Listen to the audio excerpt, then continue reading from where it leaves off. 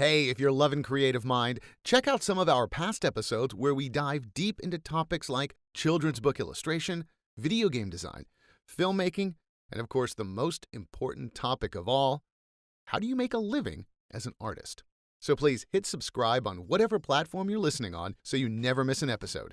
And check out the show notes for links to our Instagram, Facebook, and YouTube page for even more great content. If you're asking the right questions of the other party and understanding what that vision is, what they're trying to accomplish versus just pitching yourself, that's where trust comes in. Because have you ever had a conversation with somebody and at the end you're like, oh, they get me.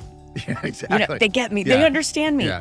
It's simply because you created a connection where you felt open enough to be vulnerable with them and share something with them. That is Dr. Cindy McGovern, the First Lady of Sales, and I enjoy saying that so much because really Dr. Cindy is here to teach us, to help us, to heal us of the burden we all have as artists, getting ourselves out there and getting people to give us the job. And that's a really hard thing for many of us to do. We dump our emotions and our feelings and our rage and our ideas out for people to see, and then we are spent and have nothing left to give to get people to go, hey, can you give me some money now? Can you pay me for this work? So grab a pen, grab a paper, grab your phone, take some notes any way you can as Dr. Cindy here talks to us about how sales works, because it's a new year, it's a new you, and you need to get out there and start making money with your craft. Here we are with Dr. Cindy McGovern. So everybody sells and everybody likes to sell. Everybody hates to sell, but you, Dr. Cindy McGovern, have decided that selling is actually something that's good and necessary. Explain that to me. So I actually think we sell every day. We just don't call it sales. We are calling it convincing your kid to eat their vegetables or persuading your friends to go for pizza instead of salads. So you're actually selling already. I think there's this negative connotation with sales. We think of this like, ew, icky. Right. I mean, because the first thing I think about in sales, and anybody who's had to do any kind of commission sales, whether it's, world's greatest chocolate or working in a camera store or something like that, is always be closing, and coffee is for closers. Yes. And we've all sat through a sales meeting with that YouTube clip. Yeah, I'm ready to do that. But that's not your mode of evangelism, I'm guessing. No, and it's funny because that's where everybody goes. And I think that movies and television reinforce that. They reinforce that almost like a timeshare, high pressure sales Sure. approach Yeah. because they're creating a caricature of a salesperson. But in fact, we're being sold to every day when we go for coffee. That's a sales conversation. Right. Do you want breakfast with that? Exactly. Exactly. It's like, they didn't ask if we wanted coffee. It's like, what am I going to feed you now? Yeah. I don't know. And that was a sales conversation, but we didn't feel pressured. And I think that's the difference, is helping people to understand that sales is not a high pressure thing. It doesn't have to be that. And in fact, if you know how to use a sales process, can help you get more of what you want, because it literally is an exchange of information, exchange of money, exchange of energy, and everybody wins. And that's something that I'm excited to talk to you about, because this is an art school podcast. And so much of what students and artists are doing is like, I have to get my emotions out. I have to get my feelings out. And then it comes time to get paid to do that. And you're often, you got your portfolio under your hand, or you're emailing your website and you're like, I've shown you this. And do I have a job now?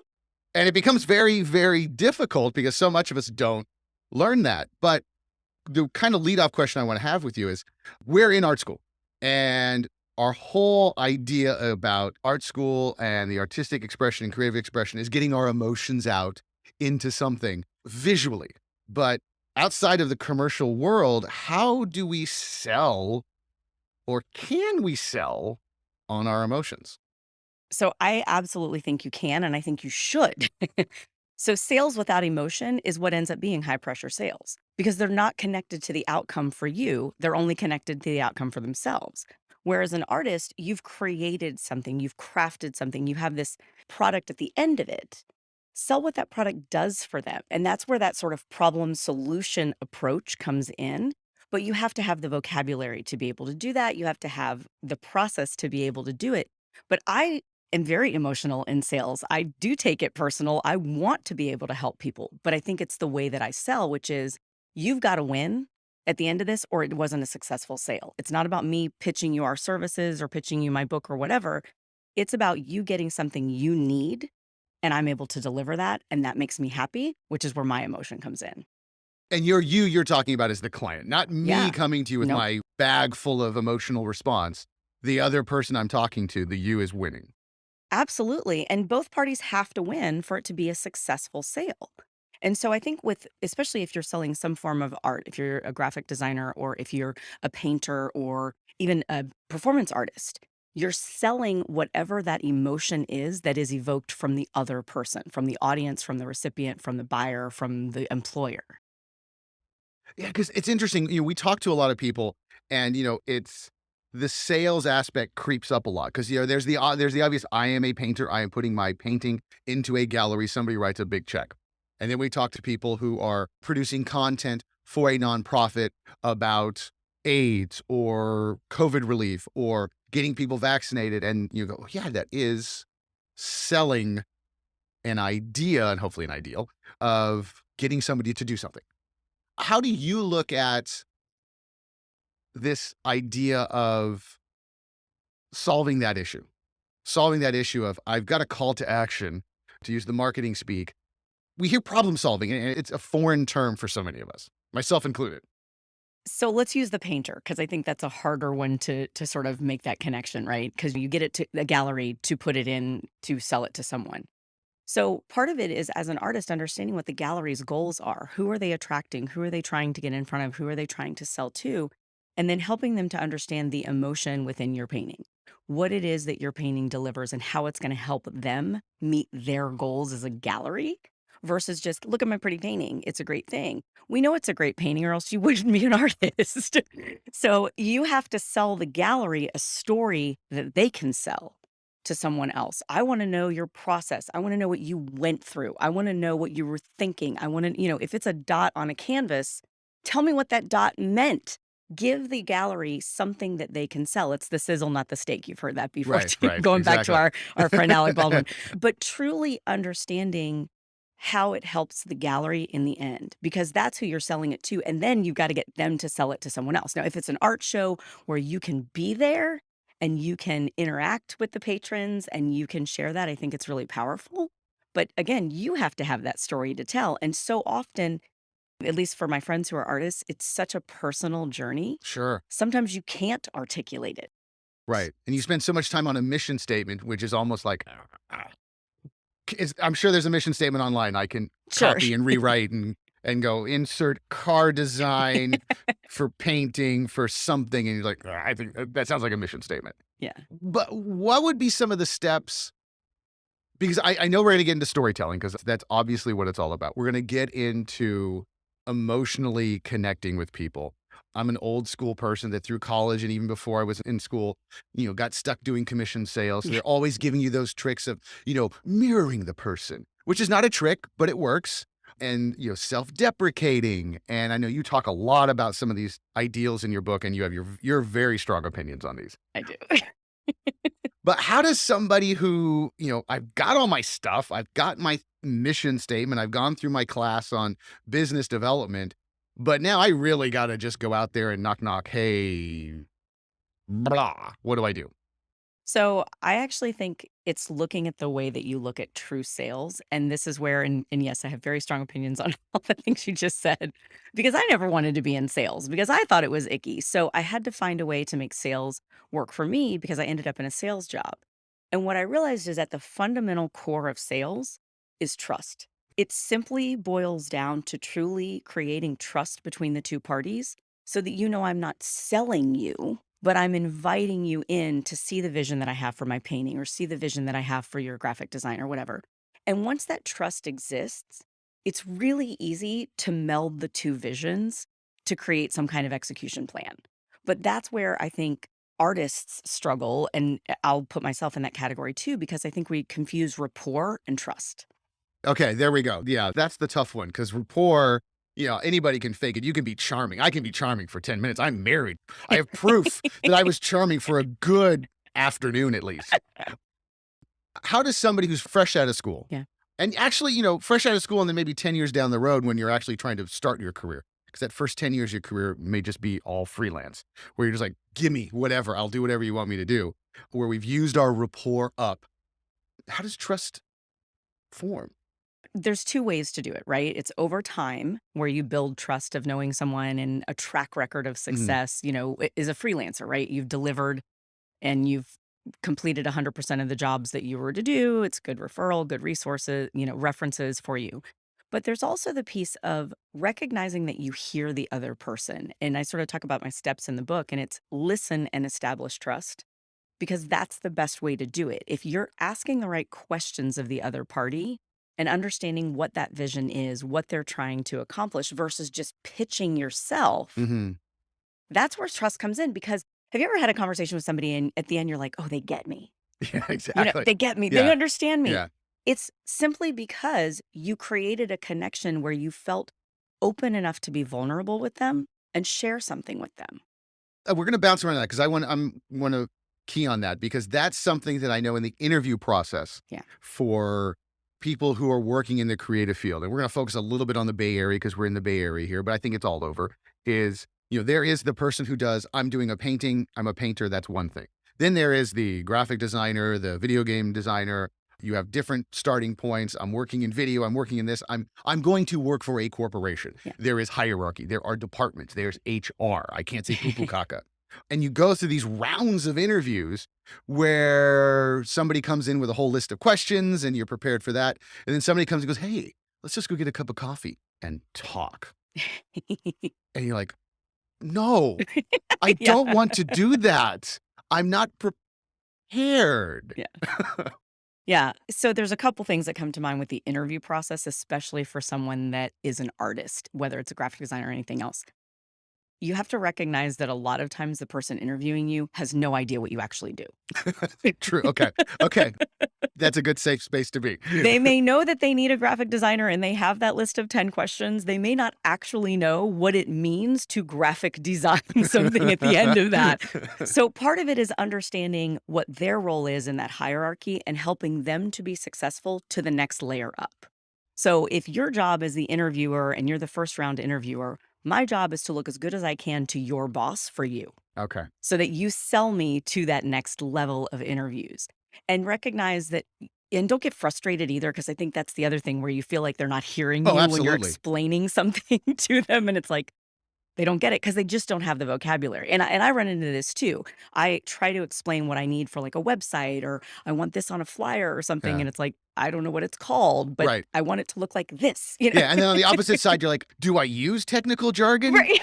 I don't want to mansplain. I don't want to Yeah. talk down. I don't want to sound like a jerk, but we're not speaking the same language. You What don't do I even have the do? same vocabulary basis. So that's a trust piece, right? Is to help this person to understand, hey, I've got this skill set and I'm pretty sure it's going to match with what you're needing over there. But I want to make sure I understand what you're looking for, what you need to be successful to look good to your boss. And so, they're going to have the list of 10 questions because let's face it, this is a first round interview. They're just striking people off of a list at that Yeah. point. But I will tell you this, even if you don't have all the 10 check marks, if they trust you and you did develop a good rapport with them, you're going to the next round. So it's a matter of listening to that one person and again, not getting frustrated with it, because I'm on the other side of that. Like, I know I don't have the vocabulary. I know that you're going to have to explain it to me. But if I feel like you get me and you hear me and that we could figure out a way to get a common language, then I'm in. That's not where you go in for the kill. That's not where you go in and let's convert. Let's go in and go, great. You ready to sign up? Or, hey, give me the job, which is always Yeah. the thing you want to do at the end. You're like, so now what? And that brings up that question where, you've had that good interview spot. You've gotten to that second round and you've built trust and you're like, yeah, that person gets me. I get him. And then at the end, you're like, I don't know what I'm supposed to now. What do I do? Yeah. What's my next step? Well, I think this is where your preparation for the interview comes into play too, because remember, an interview is you're interviewing them as much as they're interviewing you. And I think if you've come from a freelance background, it feels like you're not allowed to do that Sure. because you were sort of like, "Oh, I just need to make sure I'm a fit and I'm and not get begging, but this." I'm begging. Well, and I get it. I mean, we got Yeah. bills to pay, right? Yeah. But when you go into this, you're looking for a fit and making sure that you're gonna be successful there and you're gonna be happy there. And so I think you've gotta have, they have their 10 questions, you need yours too, and be clear on what it is you're looking for. I mean, you may get to the end of the interview process and find out they thought they needed a graphic designer and it was something else entirely, but they also may create a role for you because they saw your skill set. Yeah. So it's finding ways to and I've done that even as a business owner myself. Like I've interviewed somebody for a social media position. I'm like, "No, I want you for this though. Are you cool with that?" Yeah, and actually, not to sell the school, but I know they do a lot of collaboration classes and some foundation classes where it's like, hey, hey, hey, you're not the greatest at A. However, we've just figured out that you're amazing at D and C. And these are great. This is a career. You need to focus on that. Yeah. Yeah, I mean, that's a great point. And I want to come back to on that question where the insight you gave where you're interviewing for the job and you're also interviewing them. Can you, and I think I know the answer to this because I saw it, but explain how you can use the book and the steps where I'm trying to sell me as opposed and flip it on them, Yeah. for lack of a better setup. Yeah, no, and it is. It's a two-way street, and I truly believe that any sale is a two-way street. If someone is explaining something to you or pitching you, that's a pitch. That's not a sale, that's just a pitch. Mm, So you're selling them on you, and they should be selling you on them, their culture, their company, their organization, their structure, the resources that you're gonna have. If they're telling you that you're gonna end up with this old piece of technology, you're not right, gonna be able to right. do what you do. Yeah. So recognizing that there needs to be that fit. But I think one of the things in my book that would really help people is how you differentiate yourself and you tell your story. And so I Mm, talk about that, and it's a differentiating statement, but it's really just these are my superpowers and this is how it helps you. And I want you to understand that versus here's my thing that I deliver, here's my portfolio, here's, links to all the things that I've built. And if you can tell that story in a way that it impacts them and it says, look, I was able to save my clients time because we created a common language so that I could understand and wasn't using technical jargon and I was able to execute the vision. Great. Like I've got a team member that works with me, and I am notorious for doing stick figure drawings of what I actually want. And she somehow reads my mind. But in 3 years of working with me, we have come to the conclusion that I do not have the vocabulary to explain it. So I draw it. yeah, yeah, exactly. Which, that's that problem solving thing. So many Yes. people are like, yeah, whatever works, just get it out of your brain. It doesn't matter how it looks. Yeah. That is something, so much of us that are doing creative work, there's always that cynicism, like, I don't want to do sales. The work stands for itself. Yeah. And I'm going to pick on graphic designers. I have a love-hate for graphic designers. Many of them who I've worked with are wonderful people, but there's very much of after it's done, they with their arms folded, kind of smirk, like, look what we did. And that's it. It's like, I don't understand. Yeah. And telling that story is a hard thing. So the question is, if once somebody's done something, is there a mind space or is there something they should start, a checklist of, okay, get out of this. Let's get into that. Yes, and I think this is where your personal brand comes into play, and I talk a little bit about that too, but who do you wanna be known as? Because the word graphic designer doesn't actually mean anything anymore because there are a lot of them. It is a full industry. 10 years ago, Sure. but and it's Absolutely, absolutely. Yeah. but 10 years ago, that was new. Yeah. Now, we know everybody knows a graphic designer. Okay, so what makes you awesome? What makes you the fit for this? Tell that story. Like, I'm a business consultant, I'm a business coach. There's thousands of me. Right. Right. What do we do that makes it different than everybody else? These are labels that, there's so many. I mean, and that's a question we're going to get to later. Well, actually, let's get to it now because that's the best way to talk about it. So many people, I want to get away from the creative nomenclature because you brought up the term business coach. And, with the internet, with everything being available to us, there is no secret anymore. And we're spending half of our time trying to find the tips and tricks and the massive amount of internet forums. Like, here's my interview. Here's what happened. Here's a transcript of the secret recording I made. We have so many people that we go up against jobs with and so many people that we're interviewing with who have this term of founder. And it's like, you're 5 years out of school. You didn't find anything. Or you look at their LinkedIn profile, it's like, you founded a company that lasted for 6 months, and then you look at it, it's like, it was you. Yeah. How does somebody deal with bad sales and get past the screw this guy? How am I supposed to brand myself better than somebody who's just BSing me? So I want to talk about the labels for a second, though, because I think there's a piece of us that we feel like we need a label, right? We feel like we have to put ourselves into a box so that others can understand us. I don't believe in labels. I'm the CEO, but I don't ever use that. I'm the first lady of sales because that was the nickname that I was Yeah, given. right. So Yeah. we have weird labels here, right? But I think it's looking at why you feel like you need that label in the first place. Is it an ego thing? Because it could be, and that's totally Sure. fine. Do you need that to make yourself feel better? Do you need this so that people know what box to put you in with regard to the role that you play within the organization? Or if you are truly the artist and you're the evangelist, own that. Own that that's who you are. Because when you say founder, I think other people are doing the work. And if I like you, Okay. then I want you. Yeah. I don't want to talk to the founder. I want to talk to the person that's actually going to execute my vision. Right. So knowing that labels can work against you as well, but truly looking at your brand, who do you want to be known as? I mean, there's 1,001 sites that you can hire a freelancer, right? Yeah. And you put in search words Yeah. for these people. I need a blank. I need a blank. I need a blank. Recognizing that when I get to read the 3 lines of your bio before I click read more, if you don't grab me, I'm not reading any further. We are not that different when we're having a conversation. Yeah.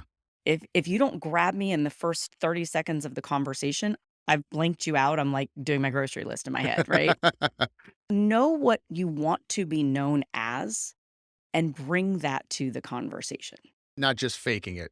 Because that happens so much in the creative world. I mean, any world, but especially for creatives, there's wacky dovetailing of, hey, let's take all of these Silicon Valley, buzzword tech terms and jam it onto, I actually make pretty pictures.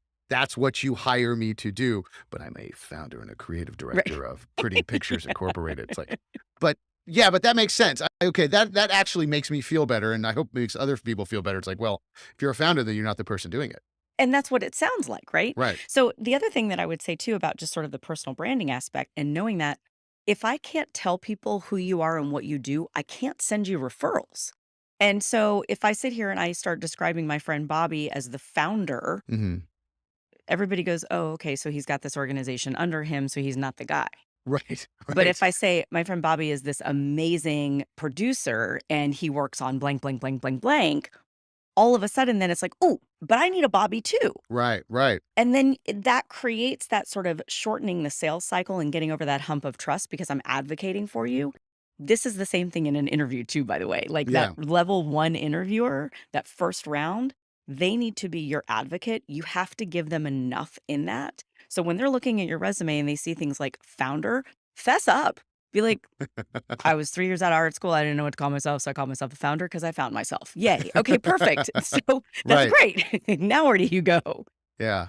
And it's funny because, that really is tremendously happy, relaxing advice because that's the hardest part for so many people is owning the brand, owning what you want to do and actually admitting to yourself, is that what you do? Is that what you want to do?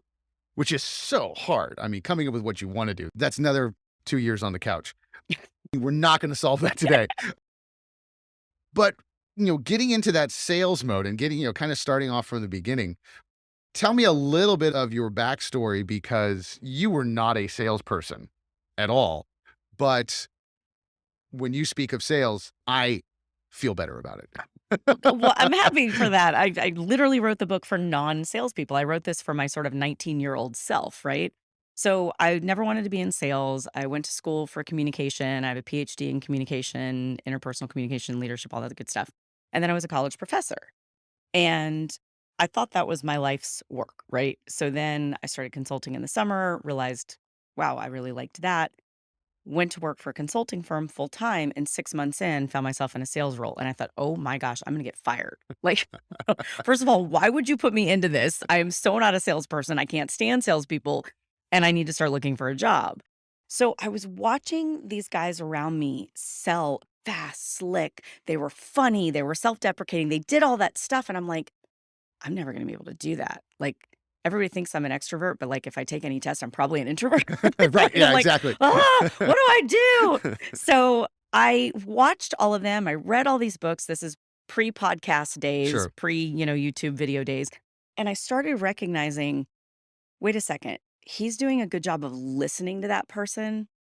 I'm a good listener. Okay, he's doing a good job of understanding what their problem is. I'm a problem solver. And I started finding myself in the sales process. And then I created my sales process, which is what I talk about in the book, the 5 steps. Yeah. But it needed to fit a non-sales person. It needed to fit a person who doesn't identify with like, let me get up and tap dance for you Right. today. Yeah. It was more along the lines of, I want to understand what you need. And if I can help you, I will. And if I can't, then I won't. And being okay with that as well. And that's a great key, because I think that is the hardest part for so many people on the creative side, is anybody looking for a job. So, I mean, this is not just a creative conversation, but anybody who's trying to get past the pitch or get next role, is being able to go, no, I am not the right one for you. Yeah. And that, as I'm thinking of and what you said, that is what establishes trust, I'm Trust. guessing. Yeah. Yeah. We walk away from a lot of sales as a consulting firm because we're not the right fit for them. And it's okay to do that. And what's funny is they usually end up telling a story about us to somebody who can use our services. So it turns into a referral. But I'm not going to sell you something you don't need. And I think that's the biggest maybe difference in the way that I teach sales, is like, give yourself permission to recognize when it doesn't work. When that gallery is not a fit for you, when that organization doesn't get you and you're going to be miserable there, have the chutzpah to walk away and be like, you know what? There's another door that's going to open for me. But that's really scary, especially if you're in a place of scarcity or you've been freelancing and now you need a full-time gig or you need medical benefits or whatever. Sure. You get a little scared, but that's where you've got to have a solid plan, which is, I Yeah. mean, that's my step one, right? Is like, you've got to have that solid plan of where you want to go and give yourself permission to say no to the stuff that doesn't get you closer to executing that plan. That's a hard, scary thing to do. And, what's some advice you have on that? Because that seems like the part that's like, I don't want to plan. I don't know. I have rent. I don't know. Yeah. Yeah. So most people are not like super planners. I would probably venture to say I'm a super planner. Like, I love a to-do list, and I'm the gal that, like, if it's not on there, I put it on there so I can mark it off because it makes me feel good. Yeah. So, Yeah. but it's about getting to where you actually want to be. And maybe that's part of it as an artist. And even, regardless of what your art form is, whether you're a business person or you consider yourself a graphic designer, you consider yourself a painter, you consider yourself a singer, where do you want to go? What's your ultimate goal here? Is it to have a regular spot at blank? Is it to get that full-time job in an organization that does X, Y, and Z? Is it that you want to be a storyteller over here? Get clear on what the path is for you. And I think that's also one of those things where your path is telling your story through your art form, and that's great. But recognize why you're doing that. Where do you want to be? Is it that at the end of 5 years, I want to be painting full time? At the end of 5 years, I want to be performing full time? Is it at the end of 5 years, I want to be blank? Mm-hmm. And then work backwards from there. Now I'm going to throw you the curve, All because right. this is what comes up all the time, or what comes up as somebody gets past that initial step in their career, because you've had it, I've had it. 10 years down the road, 15 years down the road, I'm going to pivot so hard my neck is broken and my butt's not cut up with my head yet. This wasn't my plan? Yeah. Question mark. How does that fit into all this? How does your brain catch up with you? So I lived it. I mean, truly, I never thought I was going to be in sales. And here I am, like the sales evangelist, right? So, it's whiplash, but it's also recognizing there's a problem that needs a solution. And that's literally what happened. And I'm very mission driven. Like, I want to help people. That's why I was a teacher. That's why I'm a consultant. That's why I'm a coach. Like, I like that. But if you had told me 15, 20 years ago, I was going to write a book about sales, I would have been like, whatever. Do they make herringbone for women? Right? Do I get a 3-piece herringbone suit? Do I need the white shoes? I don't know. So I would not have ever thought that. But that was the pivot for me, where I had that epiphany moment of like, why didn't anybody tell me this? I have 3 degrees in communication and I didn't learn what's in that book. Like, why didn't somebody tell me? And I so get a job to be a communicator now?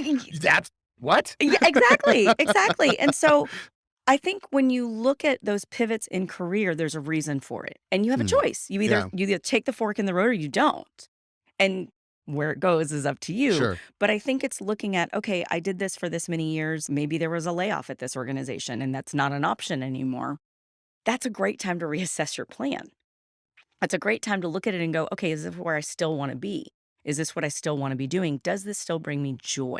And if it doesn't, you look at your pivot and you start, but again, you replan. You have to take that step. And a lot of people don't want to plan because they think, oh, well, something's going to come up. Of course something is going to come up. We're not robots. But get clear on what you think it is. And if you can't plan for 10 years, plan for 5. If you can't plan for 5, plan for 3. If you can't plan for 3, plan for 1. But do something, because what happens after you have a plan is you start recognizing all the things around you that can help you get there. But without that plan, it's sort of like you're floating. And Yeah, it's like, for oh, sure. cool, this could be cool, and that could be These are cool. fabulous opportunities to procrastinate. And I'll tell you the other thing is you fall in love with the potential of stuff that could happen. And you're I like, love filling out applications. This is my day. I filled out 75 applications today, honey. I have succeeded. Yeah. I'm going to go watch TV now. yeah, but you also end up taking on work that doesn't get you closer to your plan. You got a friend that needs some help with blank, and you're like, okay, I could do that for a little bit. And then you discount your rate or something. And then you've got, oh, well, I could do this. Yeah, I could do a lot of things. I could be a housekeeper. Sure. And I don't mind cleaning my house, but is that the greatest use of my skill set? Probably not. Yeah. So getting that clear plan and then looking for those opportunities around you, and nobody does it alone. And I have to say this because this is one of the other big misconceptions, like sales and, oh, I did it. I'm the big salesperson. Right. No, nobody does this life alone. That's where your network comes in. And you're building your Rolodex from the minute you take a breath. And I think a lot of times we sort of commune with like people. So artists know artists and business knows business and musicians know musicians.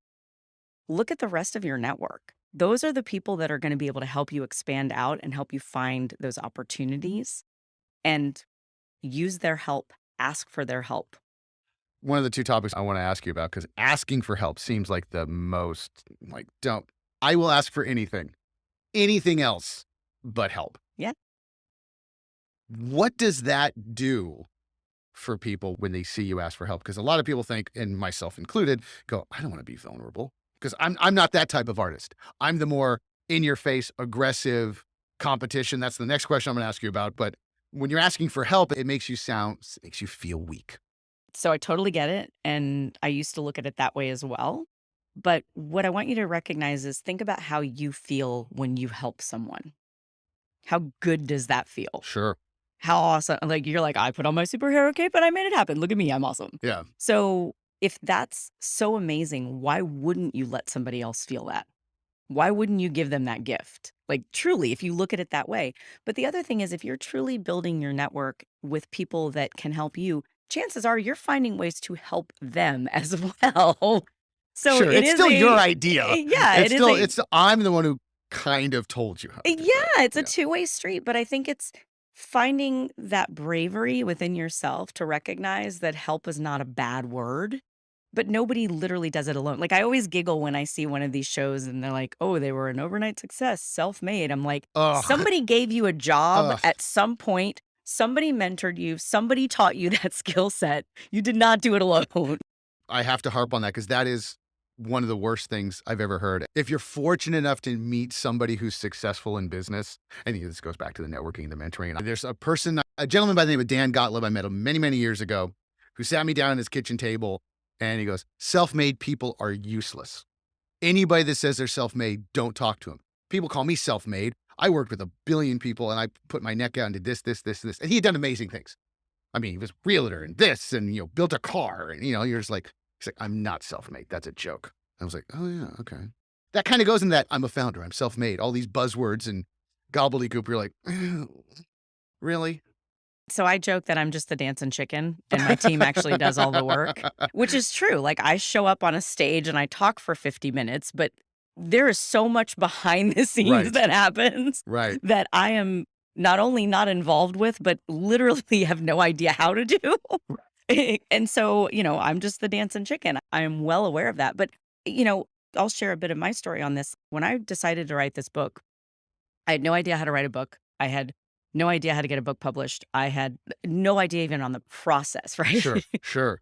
So I started reaching out to people that I knew that had written books. And I'm like, hey, can I have 30 minutes of your time? I'll buy you a cup of coffee and I Mhm. want to talk about how you did this. Yeah. And through that, I started just asking questions and I started learning, oh, wait a second, you have to send out queries. Okay, what's a query? And like, who do I send it to? And how do I find Right. these people's email addresses? And how do I get an agent? And I just got chills thinking about it. Like, had I not had all of those people share their journey with me, there's no way this book ever would have gotten out. No way. Right. But yet somehow I get credit for it. And I'm like, I didn't do this. Like, you have no idea how many, literally dozens of people help bring this. That brings up that big, to me and to a large group of creatives and people especially involved in sales. When we're talking about sales, that immediately wakes up a certain group of people. The idea of competition. And depending on your age, and again, maybe I'm 43. So to me, somebody 20 years younger than me seems like, 5 lifetimes ago.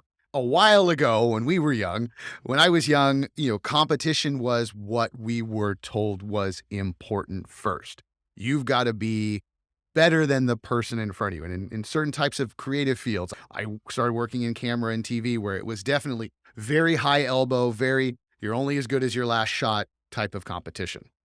That doesn't necessarily play ever. Yeah. Yeah. But how do you deal with or better use your competitive spirit in this aspect? There's some magic to having a competitive spirit because I think that you want to win, but what's driving the win? Is it that you want to be rich and successful? Is it that you want to help people? Is it, what is it? Like my driving spirit, the thing that gets me up in the morning is helping other people. Mhm. When I see that somebody else landed that job or, sold that painting or grew their business or landed the role, then that makes me happy. So recognize what it is that motivates you. But the other thing that with competition is recognize that without competition, you're not awesome. Ow! But Okay, we're done. That was a yeah. wonderful talk from Dr. Cindy. Make sure we delete those files before she's gone. God, not awesome. But think about it. If there's nothing to compare you to, then you're just the thing. Right. Oh, wow. Ooh. Oh, ah. I We're know. going to let that one sit. Oh, that hurts. That's the social media quote right there. Ouch. So you want that competition because then that gives them something to compare to. As human beings, we like a choice. That's why when you go to a restaurant, even a fast food joint, there's 3 choices, small, medium, and large, because you want a choice. Yeah. People want a choice. And so if there's no competition, do you just magically win by default, or do they even know that they need you, and how do they categorize you? So recognizing competition can be a good thing. And also, especially for an artist, recognizing your own swim lane and where you do not swim and being able to say, hey, I don't do that, but I got a guy or gal. Oh, I don't do that, but this chick is awesome. Yeah. And truly owning that and embracing competition. We send business to other consulting firms literally on a weekly Oh, wow. basis because we don't do what they do. Yeah. And we don't want to. We grow business. We help people to make more money, period. That's it. Yeah. Yeah. If you want some kind of marketing help, we're not your people. If you want, even some of the financial aspects of like running the numbers and P&L revamps and stuff, we don't do that. But I got a guy. Yeah. Yeah. So recognize that the competition maybe isn't competing for the same exact role you are. Maybe it's the same dollars, Sure. but they're not competing for that because you're owning what your own superpowers are. But you have to be able to tell that story. Yeah. Because that dovetails into that help. It's like, well, if I help them, they'll be better than me. But I'm the best, I think, right now in my mind. But you're the best at what you do. Right.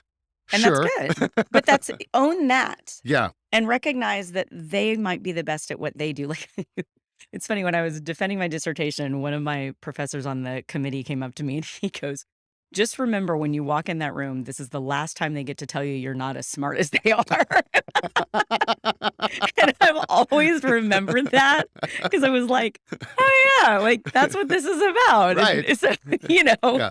it's okay. The warm embrace of academia is about to unfurl, and now get it in while you can. Yeah, but it truly is recognizing the competitive spirit, but knowing your own competitive edge.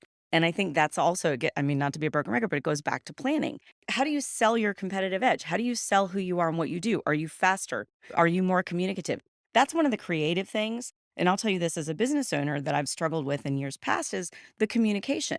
You do magical things that I don't understand and I don't have a vocabulary for, and then they come to fruition, but I have no idea how the sausage is being made. Maybe if you know that this organization needs updates, you sell that and you say, Mm, "Oh, I'm super communicative. I give you a biweekly update on whatever we're working on. I'll send you proofs. I'll send you." Maybe that's what they need. yeah. Maybe that's what differentiates you, and maybe that's enough. When somebody's getting into that point now, so we've talked about competition, we've talked about helping people, we've talked about knowing who you are and the planning. There is a point where a lot of the people are going to listen to this and people buy books like this and consult because I want to be at the top over the mountain. For people who are very happy being part of the machine, how does this help? So you still have to get the job somehow. So that's an interview. True. So it'll help you do that. But it's also selling your ideas. And I think that's also one of the things that's really hard. Like whether you're a creative or whether you're, a technician of some sort, Mm, you have to be able to explain yourself to your colleagues so they get it. They yeah. get the part of the machine that you play and why you play that part better than anybody else. And that's where you've got to have that story. That's your personal brand again. Like, Yeah. working with IT. I mean, that's like so far technology is a sharp knife drawer. I don't touch it kind of a thing. But being able to know if I have a problem, and we call our guy Guru, but I'm just like, oh, I got to call Guru. Like Yeah. he'll fix it. He'll magically remote in. Right. But it's knowing that he's got that skill set and he can explain it to me in a way that it's like, oh, I understand. So you're going to do this, and then this person's going to do this, and then this person's going to do this. And it shows you where they're that cog in the wheel. That's something good that you've keyed on, and that really drives it home too, because we all make fun of IT and IT makes fun of us, and it's a vicious circle of making fun of each other. But it sounds like, and I hate saying it because it's an overused word, but you're gonna explain it better than me. Empathy seems to be an important part of what we're doing. Why? Well, Why? yeah, well, this is actually where your artistic emotion is gonna serve you really well if you allow it to. Oh man! But Yeah. you got to wear your heart on your sleeve. Well, not necessarily, but you definitely at least need to identify with the other person, and this is where you having that EQ is a good thing. There are corporations literally spending hundreds of thousands of dollars to teach their people how to have emotions. Right. Like I mean, yeah, the times have changed so much that, the conversations we're having, even with people 10 years younger than us, it's like, why would you care about that? And like, I'm glad somebody's caring about that Yeah, now, finally. We never had the moment of, hey, how you doing? yeah.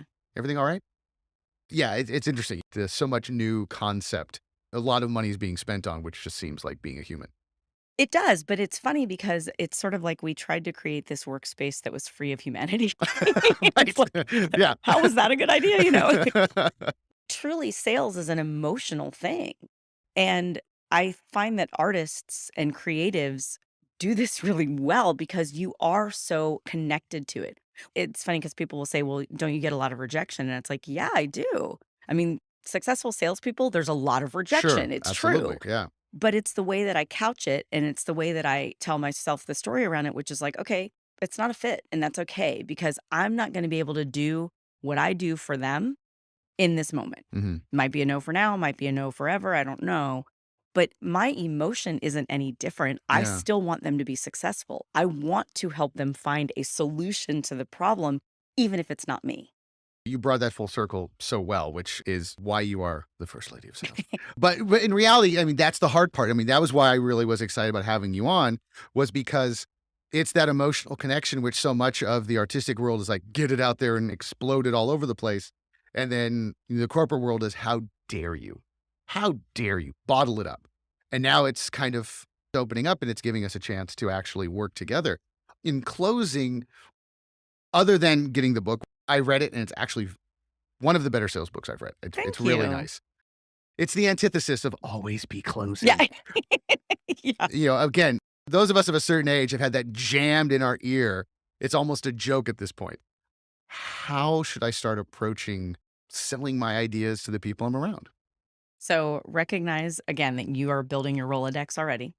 This is true. I mean, talk about aging myself, right? Rolodex. That's a spindly thing with little pieces of paper. Phone list. I don't even know what you call it. Contacts. Yeah. Yes, there we go. But you're already building that. So the friendships that you make here, the friendships that you're making now, the connections that you're making now are going to serve you well beyond. So recognize that. The second thing is get clear on what it is you want. And that may pivot during school. Yeah. You may start doing this and you're like, oh, I don't want to do that. I want to go over here. And that's okay. Totally fine. But again, this is where own that journey and be honest with yourself about it, because that plan and that foundation you're building right now is actually what you're going to follow. So, I mean, it's like, gosh, what if you start doing this and then all of a sudden 3 years after school, you're like, I hate this. I got to go get a job, Yeah. Get clear. And then the next thing is look for those opportunities to start creating connections now. It's truly about mastering connection more than anything, and recognize nobody does it alone. Like you need to put it on a Post-it and remind yourself every day. Yeah, absolutely. I mean, that one there is the hard one. It is. And especially if you're a solo artist of some sort, right? Like if you are not part of the machine or you don't want to be and you want to do your own thing, that's really hard. But recognize people want to help other people. Own that. Yeah, it's always interesting when you realize that there are a lot of people who enjoy that. Yeah. And that's not bad. No. And it feels so good to be the superhero. Yeah. It is the most awesome feeling, yet you somehow want to deprive other people of that. So, know that that's it. And then it is establishing trust and listening to other people. And this is where truly being a creative, I think, is magical, because you do have that emotional connection. If you go to a show, it's not what they said in the dialogue, it's how it made you feel. Right. If you see a painting, it's not the colors in the painting, it's how you reacted to them. If it's graphic design and you see this website, it's not the website, it's the interface, it's the user experience, it's all of those pieces. That's all emotion, and that is all building trust that you will be able to evoke the emotions I'm asking for. I'm not going to ask any more questions because I will just screw up everything you just said. So, Dr. Cindy, where can we find the book and more information about you? The book is available at your local booksellers as well as Amazon and on my website, drcindy.com. And I'm all over social media. And so one of my favorite things is to hear how people are actually doing with the book and the steps. And so I'd love to hear some success stories. And remember, every job really is a sales job. It's just not the icky kind. Perfect. We will put all of that information in the show notes because that is so important.